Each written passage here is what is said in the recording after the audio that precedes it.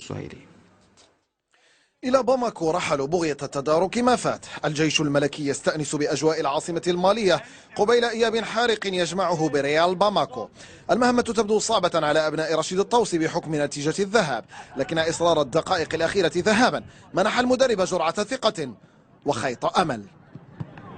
فريق الجيش الملكي ممكن يظهر بمستوى أحسن، خصوصا وأنه ما أبناه في 4 ساعات الأخيرة أو 10 دقائق الأخيرة تبين بأنه ممكن يعني نخطفوا تأهيل من باماكو. حين تتعادل بميدانك وتستقبل هدفين وجب أن تكافح إيابا، وحين يتعلق الأمر بأدغال إفريقيا فالمجهود يصبح مضاعفا. لاعبو الجيش يعلمون ذلك، يعلمون أيضا أن عليهم المحافظة على نظافة شباكهم أولا، ومن ثم البحث عن التسجيل في مرمى الخصم.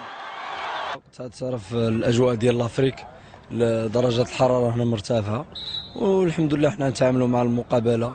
ضيعنا النقاط في المغرب، وان شاء الله الدراري عازمين باش نحقق واحد النتيجه ايجابيه ان شاء الله. حنايا ان شاء الله عارفين فريق الخصم كيفاش كيلعب، استعدنا ما فيه الكفايه ان شاء الله باش نلعبوا على الثغرات باش نسجلوا اهداف.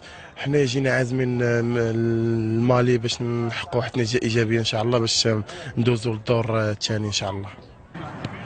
ريال باماكو بطل مالي 10 مرات ووصيف بطل إفريقيا سنة 66 900 وألف. عاد إلى معقله بتعادل ثمين في الجيب. رغم ذلك يحترم العساكر، يرى مدربه بأن الأجواء المحيطة لن تؤثر في الضيف المغربي لأنه يملك خبرة كبيرة. بدا وكأنه قد نسي كلية نتيجة الذهاب.